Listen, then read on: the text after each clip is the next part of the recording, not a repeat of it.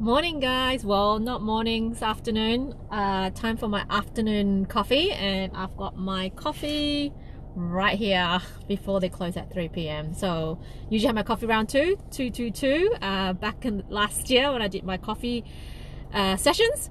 But something popped to mind. Hey Jeff, a couple of weeks ago I was chatting with the coffee guy actually at work, and it was pretty quiet, and he joked around with me that the last time something like COVID-19 happened, it was the GFC, you know, something equivalent like this is the GFC. And just before the GFC hit, he actually bought a new business, and he joked that when COVID hit, his friend called him and said, don't tell me you bought a new business, because the last time GFC happened, you did exactly that. So it really got me thinking, right? How many of us out there, and including myself, what did or didn't you do before COVID-19? So what I mean by that is, you know, like I'm seeing all these people with the co-living homes. A lot of them's got savings, and a lot of them really literally don't have any. Then they live week by week.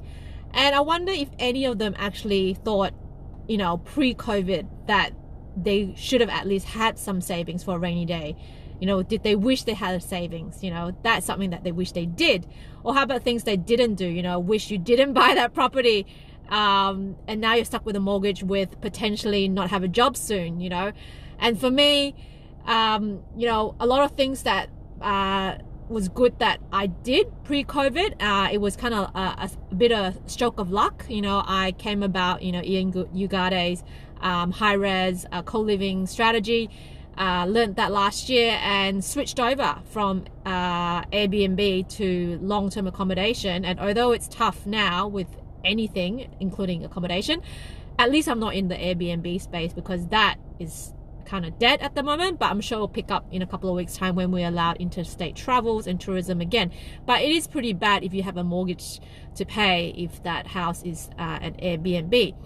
And of course, you know, did you wish you took that holiday, because that holiday overseas to Japan or to Seoul, because, you know, it's not going to be anytime soon we'll be going to any of those overseas holidays. Did you wish you had that before COVID-19? You know, it really got me thinking, you know, how many of you guys out there wish you did something or wish you didn't do something before COVID-19 hit? And so, you know, it's past, you know, no point dwelling on it. But as we come out of this COVID-19 recovery, and it is just a really small window, right? And when we get out of this COVID-19 and everything is back to normal, you're going to ask yourself, was there something you wish you did or didn't do while you were in this period? You know, there are some opportunities out there right now, you know, obviously not to take advantage of certain people's situation, but there are certainly opportunities out there right now for people to do stuff. And so I'm putting it out there, you know, have a think. There's a very small window of opportunity, whether it's buying some shares that currently really cheap right now that you could get in, like, you know, airport shares. My husband's been talking about it. Airport shares, he's going like, should I or shouldn't I? You know, one-time opportunity before the airport opens again and it's all hunky-dory again, and shares will shoot up. Bank shares, I mean, I'm not a share person, so, you know, it's just opportunities everywhere that if you're looking, you'll find it.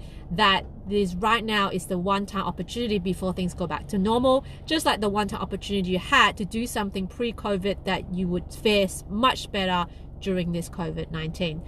So just a thought. Hi David, hi Jeff. David said, looking forward to traveling after COVID. Did you wish you traveled more before COVID, David?